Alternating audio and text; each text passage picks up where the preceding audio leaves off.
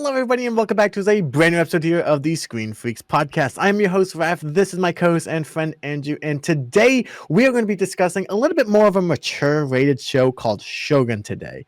I think, honestly, just going into a little bit of spoilers, this might be my new favorite show of all time. But before we get into all that detailing, and trust me, I think we have a lot to discuss, me and Andrew, today. Andrew, what is the show about? All right. So this show was back in 2024. And kind of what makes this show unique is it was kind of loosely based off historical figures.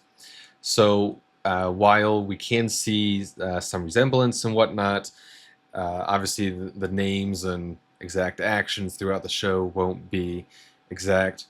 But in terms of the show, we have this pirate from England whose name is John Blackthorne. He is stranded or captured, if you will, by the Japanese. And so this whole show is just based on his journey through Japan.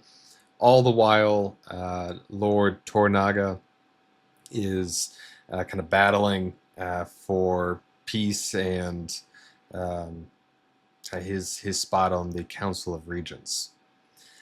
A quick disclaimer, though, before we start. I, for one, will definitely be butchering a lot of these names in this show, so you guys will have to bear with us. Mm-hmm. But, Raph, so in terms of rating, with 10 being the best and 1 being the worst, what are your thoughts on this show? I want to give it a 10 out of 10. I'm like very tempted. I think I'll be nice and give it like a 9.5, maybe like a 9.7, just because this probably like I could probably go back, although I did rewatch it a second time and there wasn't anything I didn't like, but there might be something that I'm not thinking of, something that I didn't really like about that. Off the top of my head, I can't really think of anything, which I honestly think is a good thing. So I'm going to be cautious and say 9.7, but it's very close to being a perfect show for me. That's a very respectable score, absolutely. I think I'm gonna have to come in at a little bit lower.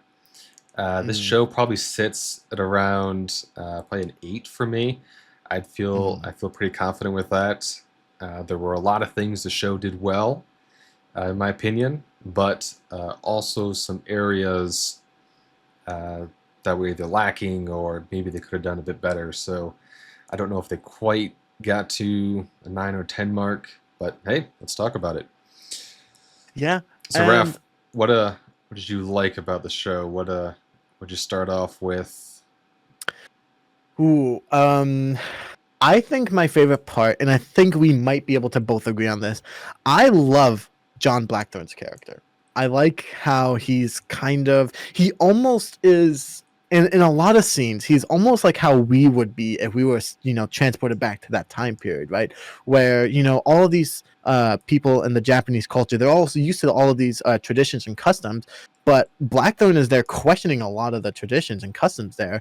And it almost makes it feel like we're kind of that character, right? Like we're not pirates, right? We're not, washing up on the shore of the Japanese empire, but it's almost like at some cases where a lot of like the Japanese culture is displayed, when you start to question it, he also starts to question it. So you have that relation to the character, which you feel basically right in the beginning of the show, right? Like as soon as they land, or as he crashes into, I forget the town that he lands in, the small village. As soon as he lands there, he starts questioning their ethics and their culture, and basically saying that death is nothing to them or meaningless to them.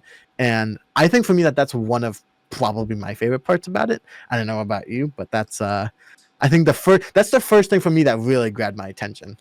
Absolutely, and I mean, we really see that throughout the entire show, where they're always bringing in some sort of Japanese culture that definitely appears weird to John Blackthorne, but I think that could definitely resonate with any of us, really, when we travel the world or if you go into a different country.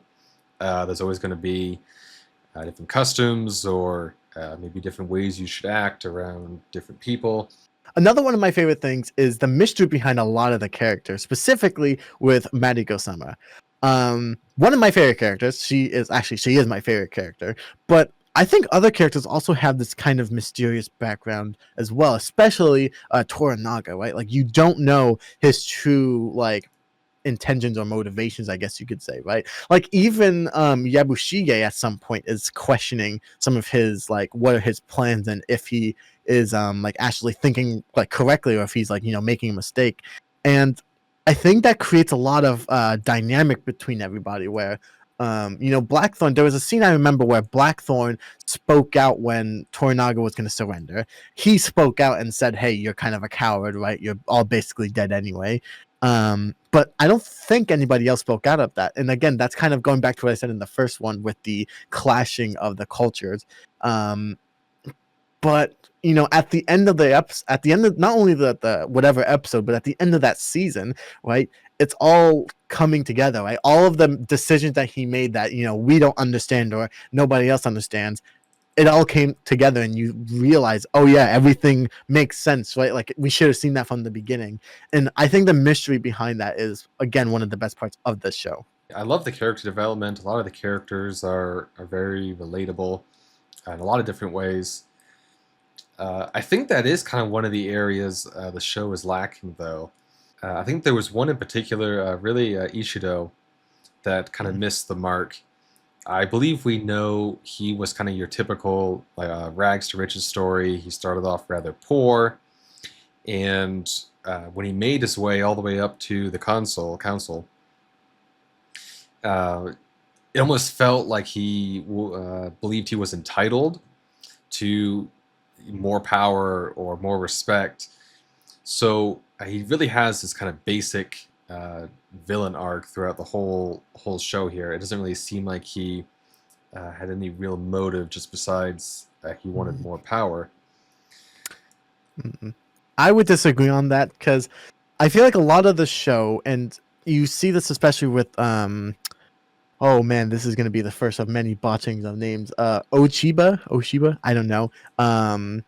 The mother to the heir. You see this a lot with her, but they all don't. I don't think it's more of he wants power, like more power. I think he just doesn't want Toranaga there. He kind of wants to see the fall of Toranaga instead. So then why the hate between him and Toranaga then? Because I don't think we even got any reason for that, or did we? I think there was something. I think there was some explanations that before the Taiko died, like the leader. I think there was something that like, I think some people said that he wanted, or that Toranaga was gonna like kill him or something like that, which was not true at all. But I think that they got that impression because I think that's what, at least that's what I remember from Ochiba said that something about the Taiko and Toranaga that I think he was conspiring to kill him, even though it wasn't the case at all. But I would disagree there because I feel like it's not. I don't think he wants to take over all of Japan, right? I think he just wants to maybe take over Edo, which is Toranaga's kind of main area. I don't think he wants like to rule all of Japan. I don't think that that's what he wanted. But I think it's interesting because I can see what you mean, but there's also that slippery slope though. Like, okay, he's going to go after Edo, and then, I mean, is he really going to stop there? Sure, maybe, but kind of unlikely with the way the show makes you think. And well, I don't think the show is about just because the way that sounds, it sounds like your traditional like superhero story at that point, right? Like there's the good guy who wants to take over the entire world, but then there's the. I don't think that that's what it is. I think we're thinking too basic here. I personally believe that. I think that he just wants to see the downfall of Toranaga. Like they clearly have a rivalry. sure. I think it's explored pretty well. I don't agree with what you said about Ishido, but I could see a point, I guess. I don't know. I guess I think it's something different, right? Because like kind of like how you're describing it, right? For me, it sounds like that kind of the cliche, bad guy wants to take over the world, ultimate power, but then there's the good guy who's stopping it, right, for good. I don't think it's that. I think it's much more broader than that, and I feel like Maybe we just saw that differently from the show. I don't know, but I don't think that that's what he really wanted personally. Okay. Okay. Yeah. Maybe we could just kind of came across different ways. But Mhm. on a different note as well, uh, like you were saying, who was it? Oshido or Oshiba Ochiba, I don't know. or something. Ochiba something. Yeah. So her whole character seems to also be kind of built on lies as well. So her original take, if you will, with Toranaga was that she thought he was conspiring against her and was trying to kill the Taiko. Hmm. So that whole just seems a little pushed, if you will, especially with I guess the power and gravitas that she seems to hold. Especially at the end, we Hmm. kind of see that where just her not being there is going to dissuade all the other regions, and uh, Tornaga wins. So she seems too much of a linchpin to be based on a thought or a suspicion. I think that okay, so I think you mentioned two characters there, Ishido and the mother of the air. I'm not gonna try and say her name anymore. I give up. But um, I think that both. So I think that Ishido. I think it's more of a like he's scared of what Toranaga can do. That's what I got from the show, basically. Um, The and heir or Ishido? no, Ishido. Ishido is Okay. scared of Toranaga, and the reason that I say that is because think of all the plot twists that happened, right? There's actually a moment in the show where Ishido is like, he says that Toranaga is trying to divide them, right? Like he's actively trying to separate or divide the council so that they're not all united, right? Okay. I think that shows for me that one scene in particular is like the biggest example of how I think he fears his brilliance, right? Toranaga is kind of known to be kind of like a trickster, you might say, right? Um, I always every time I think of trickster, I think of the one scene in episode, I believe it was 3, where I think it was supposed to be the wife of Toranaga who was supposed to leave Osaka, but just before they left, they had a switch up. So it was actually Toranaga in the cage thing that the guards were carrying, right? Something that nobody knew, right? And I think that it is because of the fact that we see him do those kind of things and also not tell anybody, right? Because, like I said, the kind of interesting relationship with him and Yabushige, where Yabushige wants Toranaga to tell him more about his plans, but he doesn't tell him.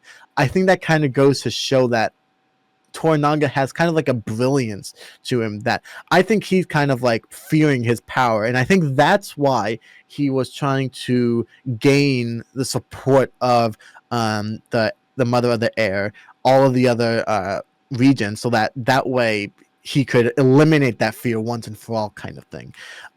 That's what I just think about him.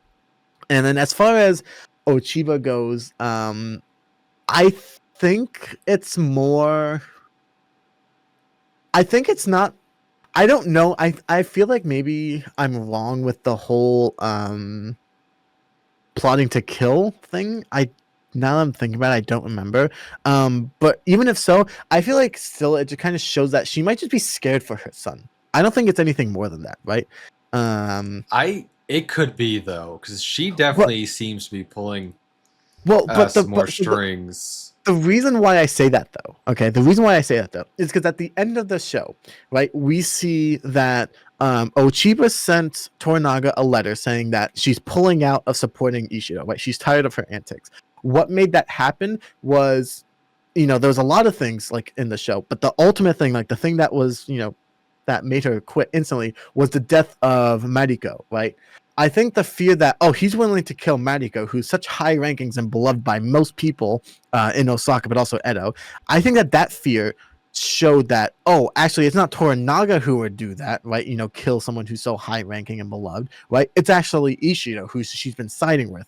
And I think that's where that fear comes in. That's always how I saw it. Now, I don't know if that's the case. I am not a mother, so I don't know if the whole mother's gut thing is true or not. But I think that's kind of what she was had. I think she was just scared for her son, like the true heir of Osaka, and I think that once she realized what Ishido did, that's why she made the switch. That's always what I thought, but I don't know. That's true. I think the one thing I'd want you to consider though is it was at the end of episode 5 where she more or less comes in and she quite literally just says to Ishido, "You're going to listen to me now and with this whole council." So I think she wants the power, and she's willing to kind of play with Ishido's heartstrings, if you will. But yeah, whether or not she actually has the guts or whatnot to go through with it. I think that's a combination of I understand your reasoning for that, more power. I see that as more fuel for my fire, though, right? I see that as she's coming over, taking over control of Ishido because, again, she's scared of Toranaga, right? Because at this point, I think she believes that Toranaga is trying to kill the heir so that he could be, the ruler of Osaka or something along those lines, right? I think that the reason why she chose Ishido is because he's easy to manipulate, right? Like, I think it's kind of obvious that he kind of has like the most say within the regents, right? Oh, like sure. he can't force something because like they said they need a vote, but he definitely has like the most influence, it seems like, and I think that's the reason why she goes for that. So yeah, I see your point of it's just a power grab. I still stand by the fact that she wants to protect her son, and the way to do that is to help Ishido, again, Toranaga's main rival, in taking him out, right? Kind of that both, like, they have that kind of middle ground, right? We know that their values are somewhat different because they in the show they kind of clash a little bit, right? Ishido wants to do X, but she wants to do Y, right? It's kind of like a weird thing. But that middle ground is their fear for Toranaga, right? Again, for different reasons, but that same thing in the middle. I still believe that she just wants to protect her son. I don't know. When I was watching the show, because I watched the show twice, so I watched it once the first time by myself over the winter break, and then the second time I watched it with Andrew, and the second time, that's when I started to take down the notes for this episode, actually, where I was like, taking notes of like the references and stuff, and in both times I didn't feel that she wanted like ultimate power. I felt like she was just kind of protecting her kid, honestly, because she said that multiple times. I don't know, maybe that's just me though. Yeah, I think she did want. I say she did want a little more power, or she's at least a player. Like she knows she's got something in her back pocket if she can do something. But let's switch sides to our actual little traitor, the guy that did decide to keep switching sides. Yabushige, that's who you are talking about. I think this is where, if you said this about Yabushige instead of Ochiba, I would 100% agree with you in that he just wants power. That's all he wants. He wants power, right? Exactly. He believes that Toranaga is going to die, right? Again, he mentions, or I didn't say this, but in the beginning of the season, he mentions that why tell a dead man the future, right? Because he thinks that Toranaga is going to die. Comes to bite him in the rear later. But it kind of goes to show that he just wants the power, right? He doesn't care. Like when he thinks that Toranaga is going to win, he'll side with Toranaga till death. But then when the slightest chance that Toranaga might actually lose this, or he's surrendering, maybe I'll go give Ishido a talk. Maybe he'll let me do something, right? Maybe I'll go get on his good side, right? All he wants is power, and especially when he's granted. I think he was offered Toranaga's spot in the council. That's what I think ultimately did it for him. Again, all he wants is power. So if you would have said what you said about Ishido and Ochiba about Yabushige, I would be in 100% agreement with you, man. Yeah, he's definitely that character that's almost comedic relief. Oh yeah. Like you were saying, he just switches sides on a dime, and I mean, Yep. you never really know what side he's on. Hmm. What is it, that one episode where he lets in the ninjas? I mean, I was even confused. Like, okay, wait, Oh, what? episode 9. Yeah. Oh yeah, Hmm. yeah, episode 9. He Hmm. lets in these ninjas, if you will, into the castle, and um, what are they? Are they after Mariko just to capture her? I think that's what he said They afterwards. The plan they wanted was. to capture her. Yes, I don't think because even he looked kind of surprised that she died, that Mariko died. So I think it was just they wanted to capture her instead. Yeah, the next side, he's always pledging his allegiance to Tornaga and whatnot. Hmm. So he's definitely an amusing character, kind of Yeah. fun to follow. Hmm. Um, Overall, I liked him. I thought he was a good character. A little I think he was shallow, good. so hard to love, but well written for the show, Hmm. and I think definitely someone kind of the show needed. I Yeah. don't. It, I like he's kind of I like what you said about him being like kind of like the comedic relief kind of thing because he has this moment where he's kind of acting serious, right? Oh right. Um, but I don't know if you've noticed, but he's kind of the only character who'll do he'll kind of act funny, I guess you could say, which goes to show how serious everyone else is, and I like that part. Like everyone else is so serious about their roles, which is great. But I love that he's kind of like I feel like the actor is actually kind of playing around with this, like he's having fun doing this, like being the kind of goofy character. Um, but no, I agree with that as well, and like. I find it kind of interesting the relationship that he has with his I think it's his nephew. I Yeah. always think son, but I think Omi the actual I think that's his nephew. He Um calls him his son several times though. He's like, yeah, throughout the show, yeah. you're the Like you're like son the I son never I never had. had. Yeah, yeah. Exactly.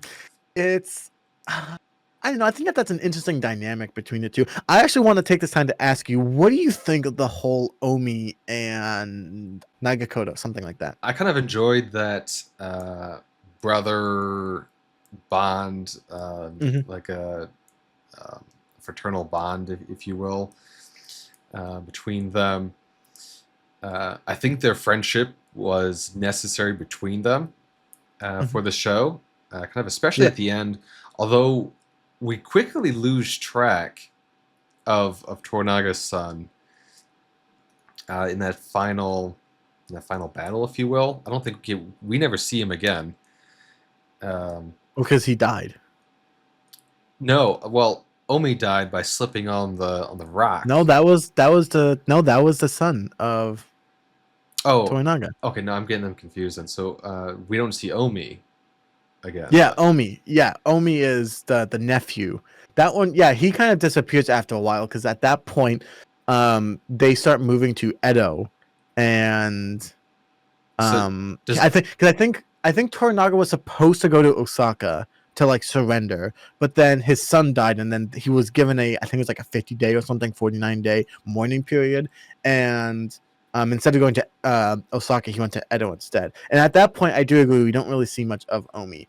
But I want to ask, what do you think of one thing that I noticed immediately? Is when you think of Torinaga, right? You think of someone who's 20 steps ahead, right? Like he knows how this entire thing is going to end, basically, right?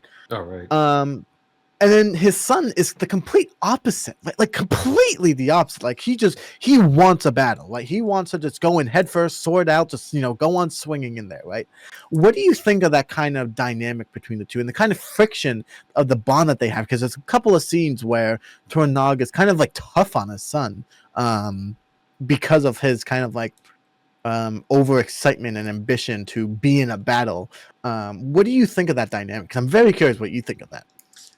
Real quick. So who or which one of them was the one that was shooting the cannon into or something, or uh, the Josen? yes, Josen, that whole party, and he killed them all. I Was that Omi?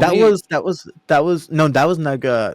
What the son? That was the son of Tornaga. Okay, so yeah, that lines up perfectly Yeah. because yeah, his son is so hot-headed, if you will, and Yes. so impulsive with the decisions.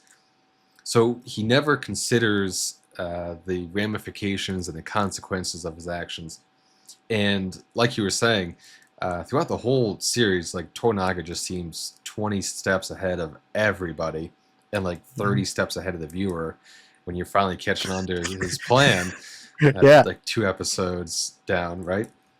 Mhm. So I think that that's an important distinction, especially in like a Japanese show, or maybe that's just more of a stereotype in my mind, where it really shows the immaturity of a son and the maybe like the ability or the going to come into manhood, the ability for growth in that way. Mhm. Uh, yeah, like I said, that almost seems necessary. So Yep. to see that's how they did it, and it was portrayed beautifully. Yeah. I do wish that maybe he would have grown or lived longer, would have lived longer I to see or grow up a little bit. Mhm. But um, yeah, I guess Tornaga does get another son at the end, so there's that for you. I I think for me, I agree with what you said. I actually kind of thought it was perfect how, like, when and how he died. Um, because it goes. So for those who don't know, it's very graphic. I kind of forgot how it happened until it happened again when I was watching it with Andrew. But he basically decides to take action into his own hands, and I think he goes to kill. I think it's Tornaga's brother, who Yeah, was his like basically like, half "Oh yeah, brother. yeah, I actually like," because I think he was like, "Oh, I actually work with Ishido now. You're gonna like I'm capturing you," kind of thing, right? Right. So the son decides to take it into his own hand, and the way he dies is he slips on a rock and cracks his head back like open. Very gruesome, but I think that this is again the perfect time because again it allowed Toranaga to like kind of move forward with his plan, I guess you could say, because like he needed some time. I wonder if he knew, like I always have a theory that maybe Toranaga knew that he would do something stupid that would get himself killed. It's a very dark thought, I know, but like it at some point towards the end of the show, or what was it? I think it was well, I forgot what happened, but he was finally saying like thank you. Oh, I remember. What's his name? Hiromatsu had just killed himself, right? Because he had to like make everyone believe, even around him, that Toranaga was actually surrendering, that all he wanted was a peaceful surrender, right? And I think it was the combination of the son's death and his death that was like, oh, I like thank you for that. Like he finally said thank you for both of those. So part of me makes me wonder that maybe it was his time to die, but it allowed him to get more time from instead of going to Osaka immediately, he got to go to Edo. But also secondly, the way that he died as well, I think let's be real, it's careless. How he died was very careless. He was Exactly. too cocky, he was too arrogant. He thought that I'm finally gonna be able to like make my dad proud. I'm gonna like kill this guy. We don't have to, go to Osaka right now. Like it's gonna be great. And then he makes a mistake and slips and falls. Honestly, for me, a perfect way that he should die, right? Because he was too arrogant, too cocky, and I think for me that was like the perfect way he would die. Again, is it a gruesome death? Yes. Do I agree with it?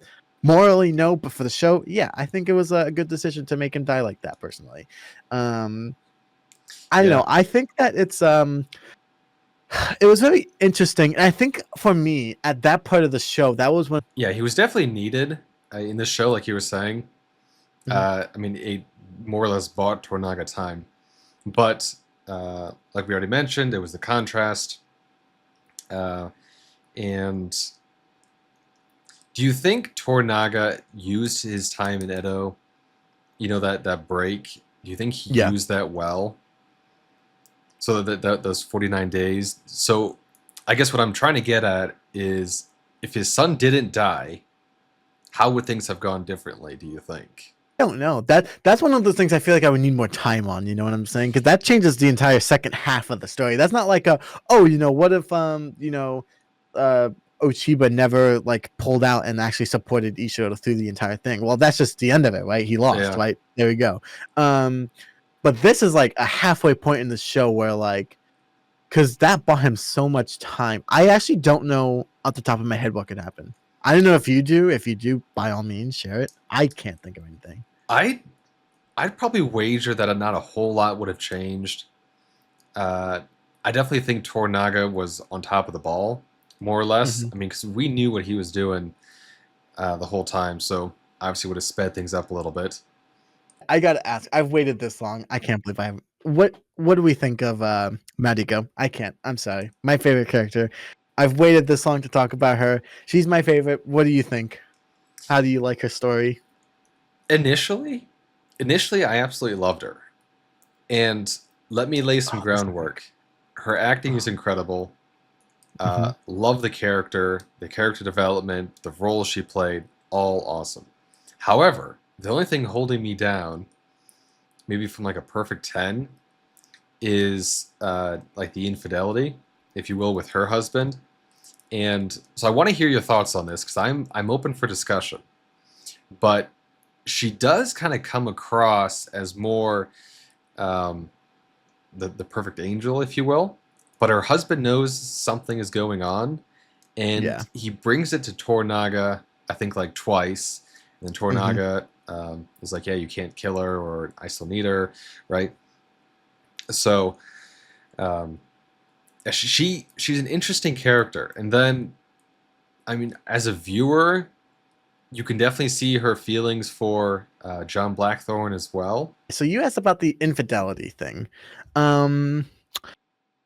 So I'll give her the benefit of the doubt that at that point in the show, her husband was presumed dead. Does that make it better? No, but I can understand her reasoning.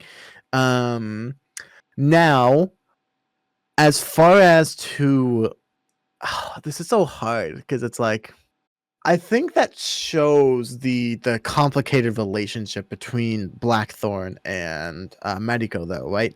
Because obviously there's feelings, like you can pretty much tell from the very beginning there's feelings. Right, right, right. Um, but she can't act on them. But when because there's a couple of problems. So A, she's married, but also B, I don't think Blackthorn believes in her same religion, which is a big thing in this show.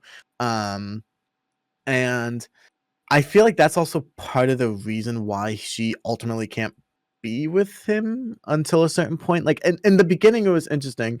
Um, as far as the infidelity goes, this is really hard for me, honestly.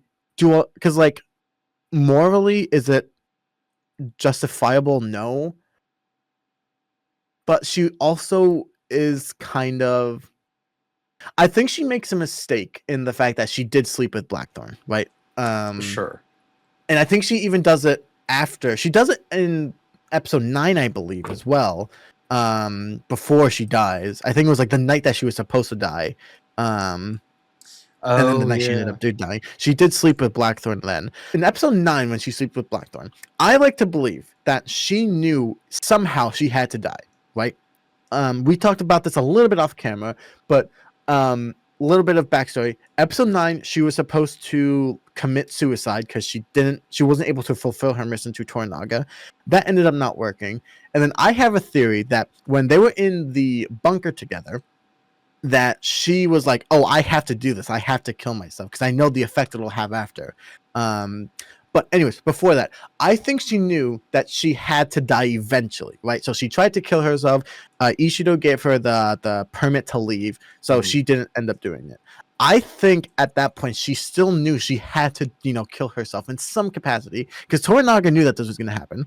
So I think she knew that somehow she had to kill herself and make it seem like it was, either an attack from Ishido or something that like orchestrated by Ishido. So she knew that was going to happen, and she was like, she just let her feelings out. Right? I think the entire time she liked him. She was kind of holding back, but because she was going to die, she wanted to like tell Blackthorn how she felt, kind of thing. As for do I agree with it? That's hard because we find out later in the episode or in the show that the only reason why she's married to husband, I don't know the name, A Bantu or something, or Bantu. Buntaro, and Buntaro, yeah, Yeah, yeah, Buntaro. yeah. The only reason why he or she's married to him is because I think it was like she was gonna die if like her family had done major crimes and she was gonna die, but then her marrying him saved her somehow. But she wasn't happy. Right? She said that she, because I think um in the tea shop scene or in the tea house scene, whatever. Yeah. He was like, I will kill myself with you so we can go to the afterlife together. And she's like, you But don't get it. I don't want to be with you. I want to, just I don't want to be with you. You can't ever give me the happiness that I want in the world, kind of thing. So she's not happy, but the way that she went about it is wrong though. I don't agree with the whole, yeah, you don't make me happy, I'm gonna go sleep with this guy kind of thing. So I don't know. I'm conflicted on that whole thing. yeah. Okay, so you definitely touched on two really big points Yes. in her life with the in the tea shop, like you were saying, and then the end. So we'll come back to those later. But Yeah. focusing on her, yeah, I'm definitely in the same boat. Um, but I still loved her character. Otherwise, still her loyalty to Toranaga. Even that one scene where he's like, "You know what you have to do," and she's like, "Yes," and I'm prepared to do it. Mm-hmm. Such an awesome scene, and I don't know how much you know in this area, but she does end up going to confession before she commits, or before she intended to commit septica or I don't whatever, know what it's called. but Don't ask me. before suicide, right? Yeah. So that is a point in her favor, at least. So yeah, I think she's definitely still top three characters for me. Absolutely. Oh, you better be thinking of your top three. That's one of my questions I'm going to ask you towards the end. But we know that at the end of, I believe it was episode 8, it ends with Toranaga being like, "Are you ready to do what you have to do?" And she's like, "Yes." Right? Right. Do you think that the reason or part of the reason why he chose her was A, to give her what she wanted, because it's kind of shown that she wanted to die at some point, right? She wasn't really happy. Um, but do you think it's also kind of like avenging her name, her family name kind of thing? Because I like to think that part of it is she's going out, like she's going out, but she's going out avenging her, at least her name, right? Maybe not her entire family's name, right? Because her family, we learned, did some bad things. But there's a scene where the medical son says that people keep talking about their name and how they're like, he doesn't like being a part of the name because it's like people drag it through the mud kind of thing. I think this was a kind of like a gift, maybe from Toranaga, that you can redeem your name for at least your son, right? So that way, when people think of, I forget her name, it's like Akechi or something like that. That when people think of that, they might think of her and how she sacrificed herself, maybe bringing light onto the sun, right? Like your mom was a hero, kind of thing, right? What do you think of that theory? Because that's what I've been thinking of. I absolutely love that question. I'm gonna say none of those, Mhm. because I would argue that she had a newfound love, maybe purpose, with John Blackthorne. So we do hear Mm. she wants death. I think quite a lot, at Yeah. least for the first 5 episodes. Hmm. And with her whole family name, absolutely. But she is a very recognized, accomplished individual. And what I mean by But that but is, people, but in a lot of the meetings with what's his name, Ishido, like the council, they still like drag her family name to the mud. Like they always bring her up that this is your like family bloodline. I think it's like Akechi. I don't know her last name off the top of my head. right, but But she did grow up with Oshido or Oshibu, mhm. and so and she was very skilled at writing poems. And Mm. I guess so. What I mean is, the people know her name, they know her story. I think this was very prevalent in episode 9 when she was trying to escape Osaka, right? and all the people are up Mm, on the like ramparts looking down at her. mm. So, like I don't think they would be there if she wasn't that big of a name, and they were trying to see how Ishido would handle the situation, right? So, Yeah. all of Well, that to say that Toranaga chose her because he needed someone that the rest of the regents knew yeah, yeah. and I know that. I know that. But like, I like to and think that part of it as well was what I said though. That like she's giving. I don't know. Maybe I that's just don't me. I don't know if she cared all that much because I mean it was a really quick scene and um it never seemed like so yes people mentioned her last name but Hmm. she really never seemed too bothered by it like sure like when her husband was like yelling at her over dinner right to Hmm. tell John Blackthorne the story Hmm. like she I wouldn't say stumbled through it but it was a little difficult for her to get through but she got through her family story so I don't think she's really burdened by that more or less Maybe. I don't know. I like to think unless that like I unless like to she think that she like redeemed her name a little bit though. I don't know. Maybe that's just yeah me. I don't think that was the main reason Tornaga did it though. I don't think he's like, I oh, don't. No. No. I No. No. want No. to. No. No. No. Okay, Yeah. No. I don't think that's like the main reason. I just like to think that he knew that this would also kind of help with that. I'm not saying like, oh yeah, this is the only reason why he did it. Because I think he knows about her family history, right? Like she knows, or he knows about like what her family went through. Sorry. Um, I like to think that yeah, it's not the main reason, obviously, but I think it's something that did at least go through his mind potentially. That hey, this would also be honoring, her name and like kind of bringing her name more through it. I guess. Yeah, yeah, she was kind of high ranked, but people knew her. But the reason why people knew her was because of her family, right? I don't think right. she did anything. She didn't rule anything. The reason why she was popular was No, because of her she was family name. accomplished though, because that's what Yeah, Oshido but was saying. Like she won all of the poem writing contests. She yeah, demonstrated her skills with the. It's not a bow staff. It's like the staff with the sword at the end the of it. Naginata. Yep, I Yeah, know. yeah, yeah, yeah. So she was accomplished in some ways, is what I'm saying. Mm. No, I agree with that, but I like to think whether Toranaga meant this or it just I like to think whatever, regardless, that her name, um, like her sacrifice helped her name, right? Oh Helped her yeah, like improve the ranking of her name. I don't know. Maybe I'm just going into deep. I get very involved with these stories, so I like to have some crazy theories, but that's kind of just like that's kind of what I like to think of. Um, I want to quickly talk about really quick. Blackthorn. We haven't really talked that much about no, him. no, yeah, Um, so I like Blackthorn. I think he's an interesting character. I think I think he's funny. Like some of the things he says, like it's pretty funny. I think he's skilled as a pilot.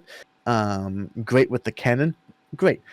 I like him more for the fact that he's almost like I said in the beginning, he's almost like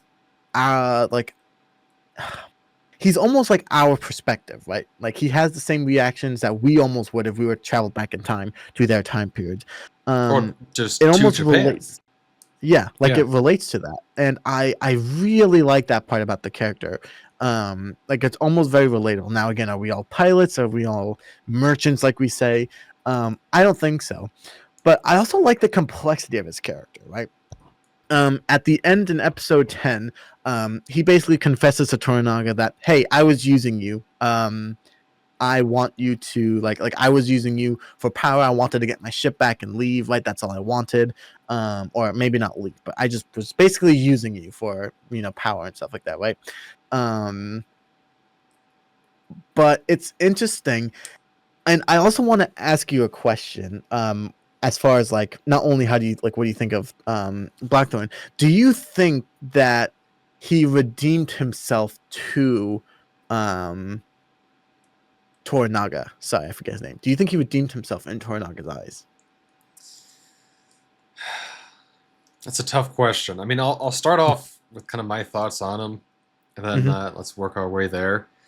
Yeah. Um, so yeah, Blackthorn was great. I loved his pacing, yeah, throughout the whole Yes. movie. I think that was another issue with the movie, maybe some pacing of the episodes. But Blackthorn's pacing just as a character was great.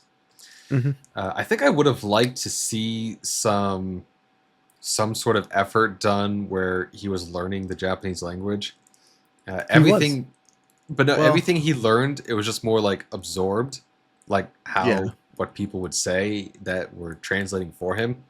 Like he never sat down with Mariko or whoever else and was like, okay, so this means this, and like learn the alphabet or something, right? As you would. Yeah. So it never felt like he was truly incorporated, if you will, into the Japanese culture. I don't know if he ever wanted to be. It certainly seemed like maybe at the end.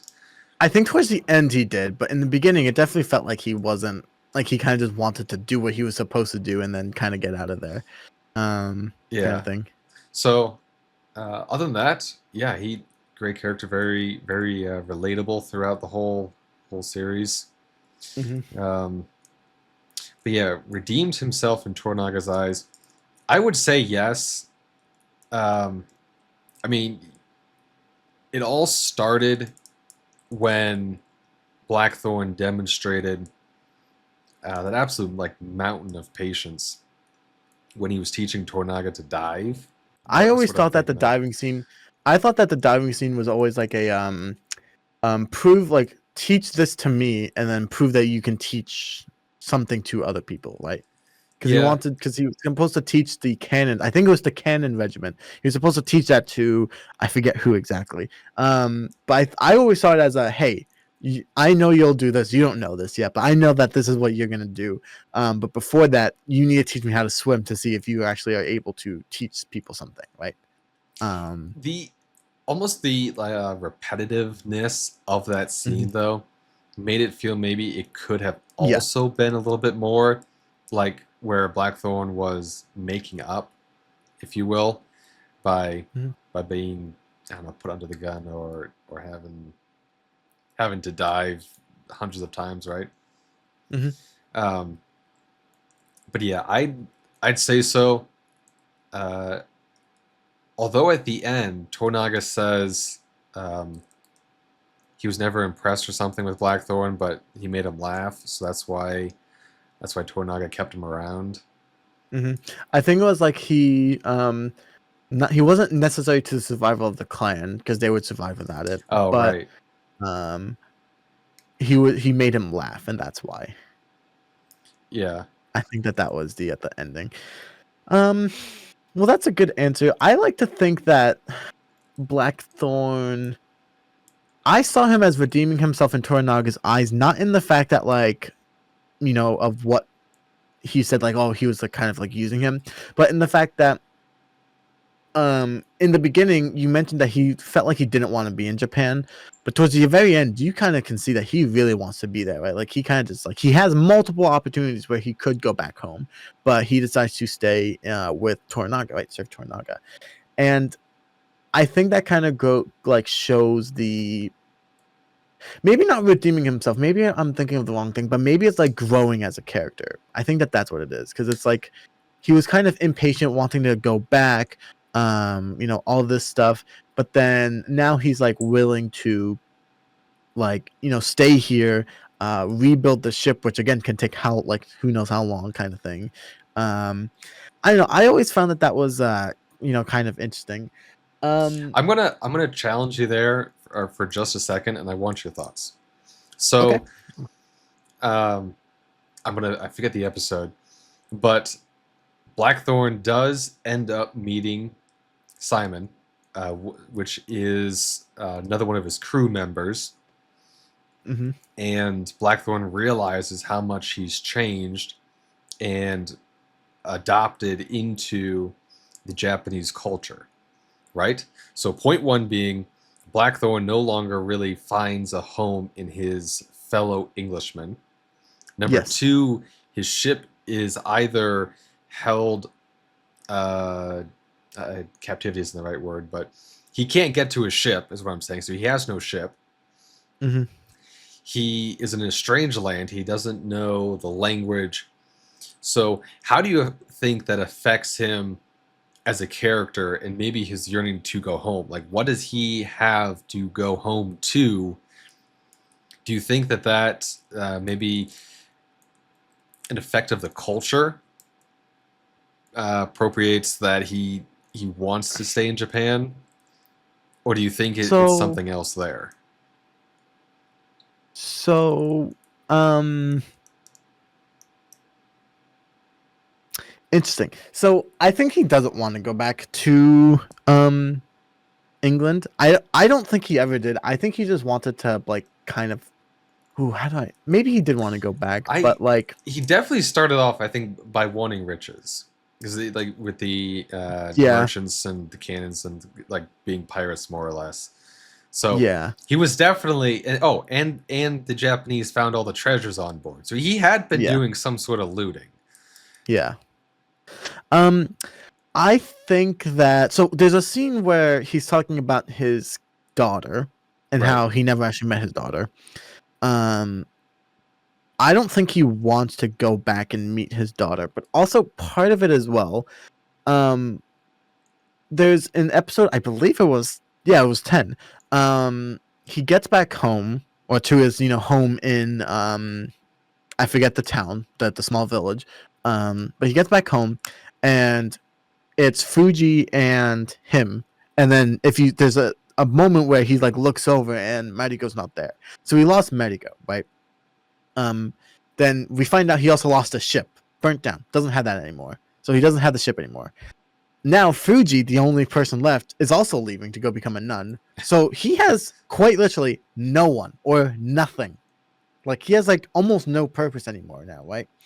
Um and I think it's kind of interesting that he was willing to like sacrifice himself for the village, right? Because I think at that time people I forget what it was. I think that there was a traitor, quote unquote traitor, who burnt down the ship, and they were gonna find out who it was, and they were killing people for that, right? Because of that, Right. Okay. and the fact that he was willing to like kind of trade places, like, hey, take my life and the village can be spared.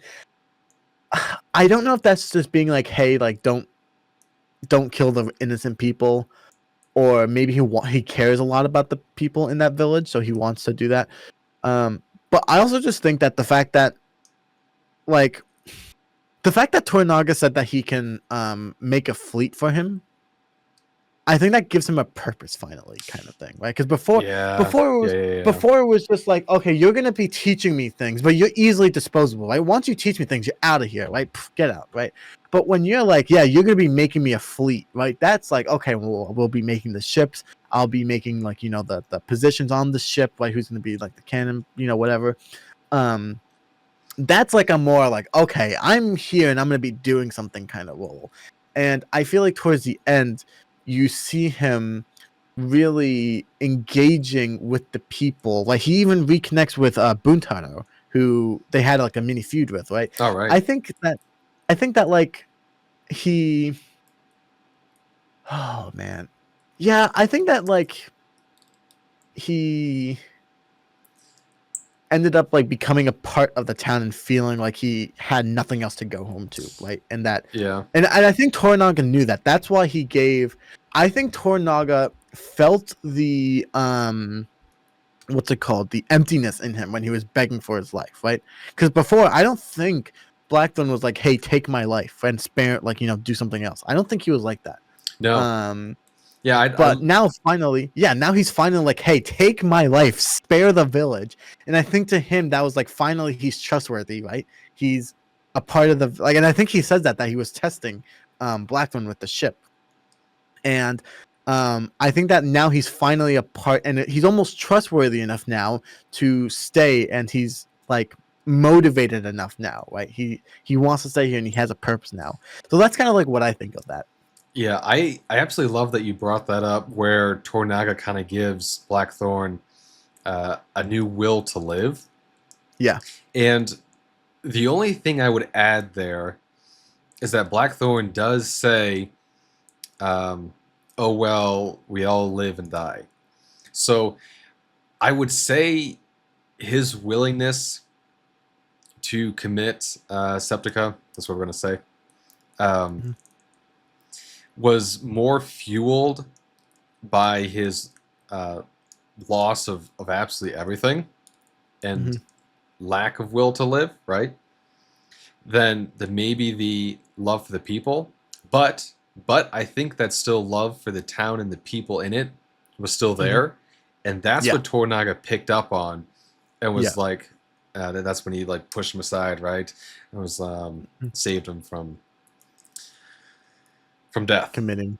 Yeah. Exactly. So, uh, yes, I absolutely love that bit. That was awesome. I do hear that there's a season 2, maybe 3 coming out as well. So I'd be very curious to see Mhm. what role Blackthorn has in all that.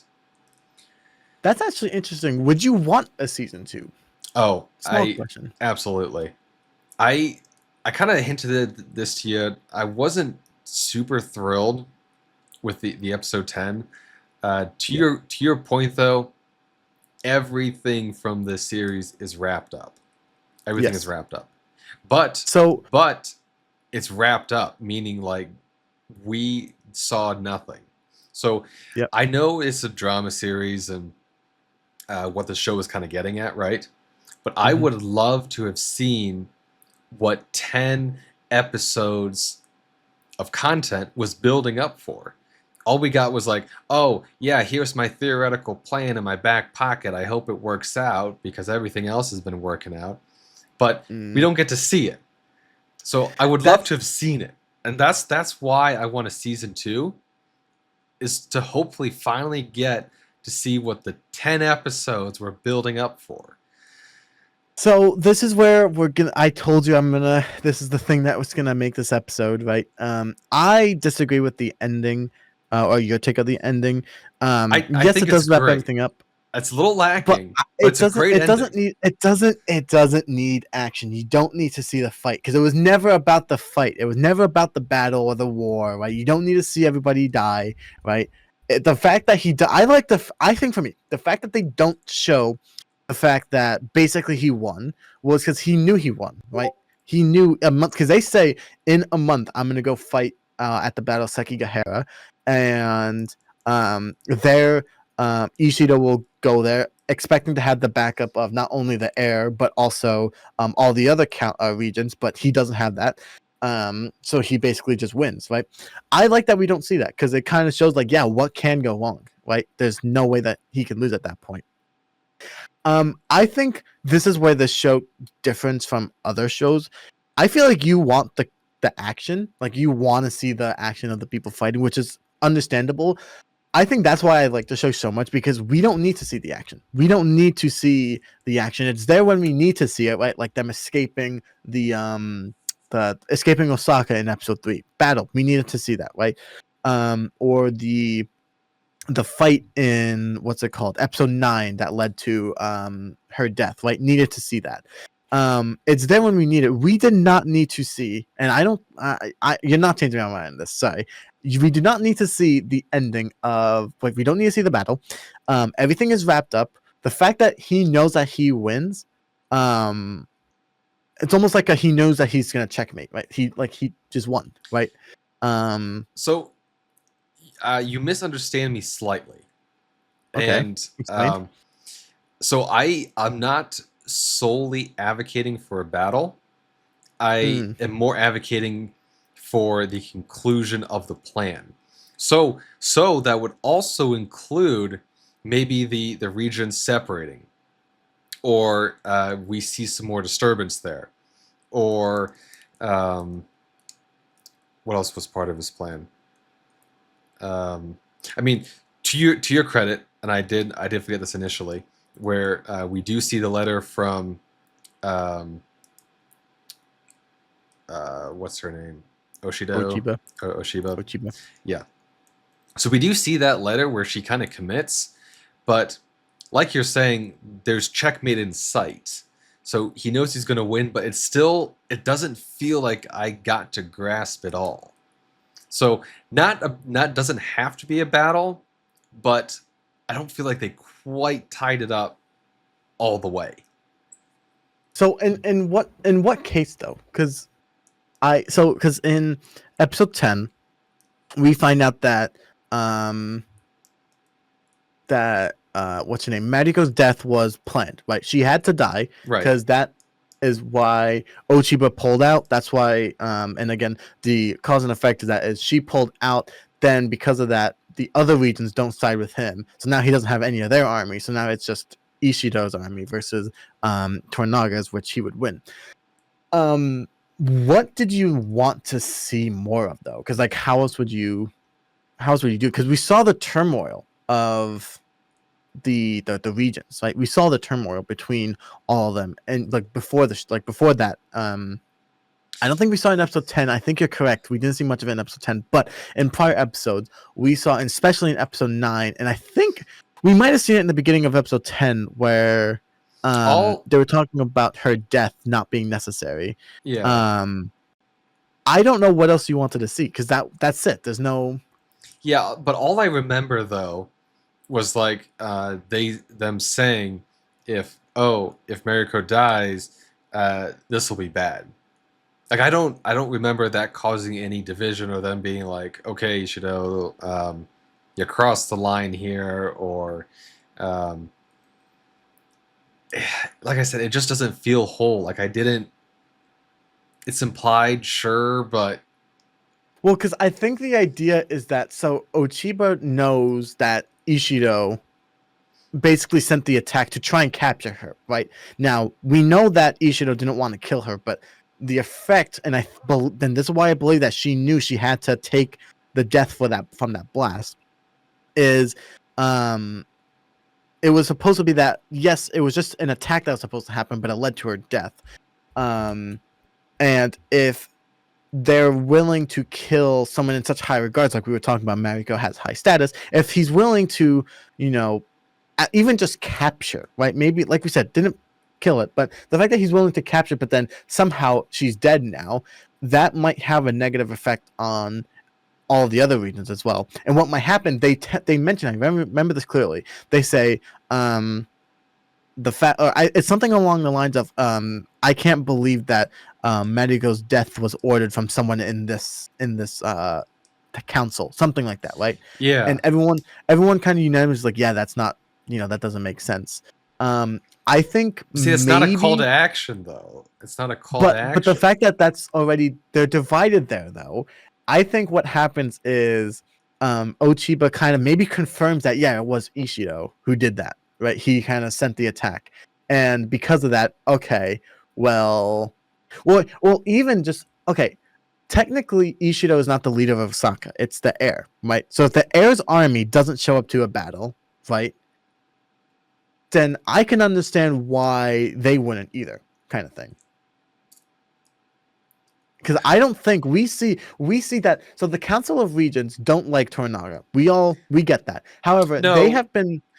It's really just Ishido or Ishido that has got the main problem. They talk a little bit. They talk a little bit about how they don't like Toranaga, but we see that they have other priorities, right? Especially in the early episode with the with Blackthorn, right? I think 2 of the regions want Blackthorn executed first before Toranaga's sentence, right?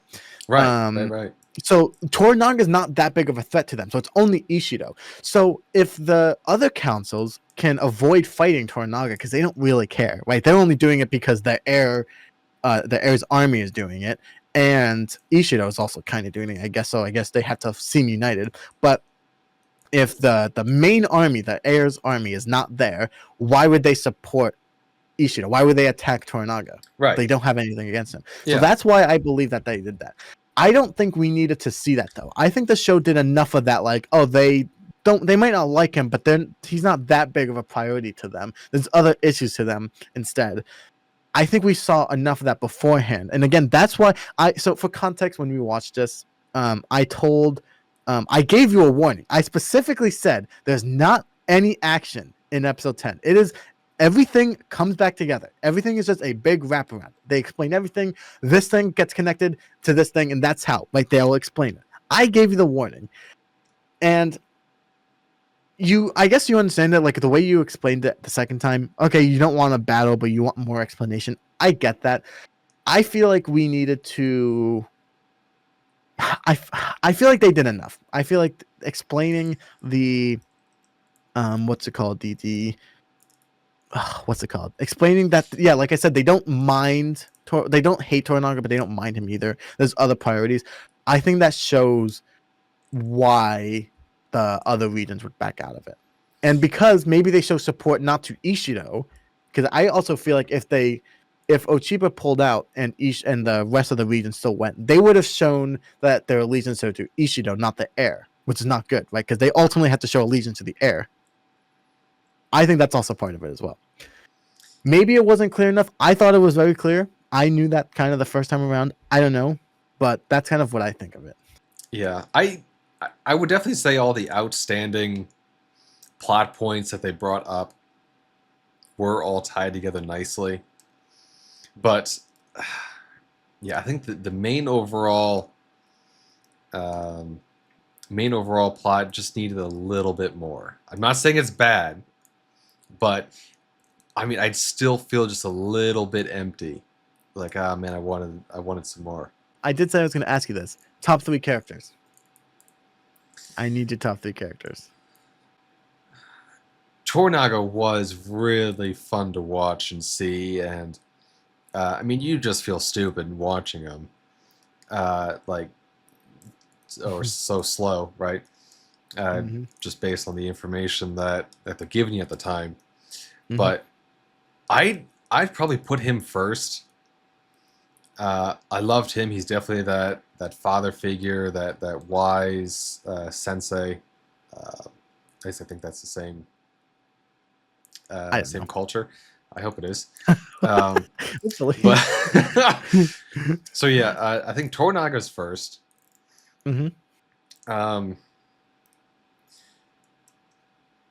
Probably John Blackthorne. He really seems to tie the show together. And I know I just kind of listed the 2 main characters there, but if you've seen the show, you know they really play a big part in what make it. And Blackthorne really is also fun to watch and kind of see yourself, if you, like we've said, see yourself through. Now, my third spot is kind of tough. I want to give it to Mariko, but I'm not quite sure because she was awesome. I mean, they're the main characters of the show. They have the most development. It's understandable why they would. Yeah. Mine is a little bit different from yours. Mostly the same. So my number, I want to go the opposite. So Okay. I'm going to start number 3. I have Yabushige. Now, yes, he's a bad guy, right? Maybe not a bad guy, but not a good person, right? He's clearly chasing power, but I like he's almost refreshing to watch, right? Because everyone's so serious, which is good. Everyone's serious, great. I love that part. But then you watch Yabushige, and you almost get a laugh every time you watch him. I love that part. Plus, he also has a good it has a simple but effective story, right? He just chases power, right? Whether it's this side or that side, he's there, right? But it's simple, but it works. I like that. And I don't know. That's just weird, but he's my number 3. So my number 2, I'm putting at Toranaga. Now, I think basically like what you said. I like the whole oh my goodness, I can't believe that makes sense, or like, I'm never gonna forget when Hiromatsu committed suicide, right? And but that was actually planned because he has to convince everyone that he wants a peaceful surrender. Like, dude, I'm not the first time I watched that, I had to pause and comprehend what I thought. I'm like, what am I watching? This is so incredibly good. I was not expecting that, right? My goodness, that was like in the complete 180 of what I was thinking of. And I think he does that quite often, which is why he is my second. But number one, gotta be, and I already said this, my number 1, Mariko. I love her character too much, man. I think her story development is, I think the reason why So like her death obviously means that Ochiba pulls out. I think they explain why they do that really, really well, going back to that they were kids when they were growing up. They wrote poems together. That scene in the garden where he was like where Ochiba was like technically talking to Blackthorn, but it was actually like to speak with Madiko. I think that her character development is great. She does some questionable things, like we said, with the infidelity. But I think that her loyalty to both her faith, but also to Toranaga, I like her character the most. I don't know. Yeah. I like She's Blackthorn. great. If this was a top 5 list, Blackthorn would be 4. I want to say he's not like I don't hate him. He's like really close to being number 3. I'd probably put what's his name? Yeah, Yabushige. your number Yabushige. your number 3 as 4. He does get a little despicable. And yeah. Just predictable, I think, is another good word for him as well. But I think still it's entertaining. refreshing. Still entertaining. I think it's refreshing for me. I think that's why I like it, because like that okay, well, he knows that, or he thinks that he's gonna die. Yeah, he's just gonna go work with Ishido, and then he does it like 5 minutes later. It's predictable, but it's refreshing to the I wonder what Toranaga has up his sleeve this time. I was not expecting that. Wow, that came out of nowhere. Like the fact that you can predict it, I think is really refreshing to me. Where would you put Ishido on like a out of 10 list? Is he like a 10 bad for you, or is he number 5, 6? Where is he kind of sitting? Ooh, to give you a second, I'd probably put him like 8. I would put him at 5. At 5, or really? maybe 6. Maybe 6. You asked me what my review for this was in the beginning, and in the beginning I say a 9.7 at the lowest. Yeah, I'm bumping it back up to a 10. I can't, like with how many things I forgot from my notes. Yeah, it's going to a 10. I'm sorry. Like I tried to okay, maybe I'm forgetting some things. No, it's a 10. There's not one thing about the show that I'm like, man, I wish they did that better. There isn't. It's just I loved it. I couldn't have done it better myself. Perfect for me. Oh, good. Yeah, I think I'm still stuck at the 8, but I can definitely appreciate a lot more after our conversation. Mm-hmm. And that's what we want you guys to do, right? Go ahead and watch the show. Mind you, it is a mature show, so make sure there's no kids in the room. But give it a try. Let us know in the comments. What do you guys think as well? Absolutely. So, yeah, unless you have anything else, I think that is going to wrap up this episode. I think so, and hopefully we'll see you back for Season 2. Yeah, hopefully you guys enjoyed today's video. If you did, consider leaving a like, subscribing, and maybe sharing with your friends and family. That is the best way to support us. Thank you so much for watching. We hope you enjoyed. Have a great rest of your day, guys.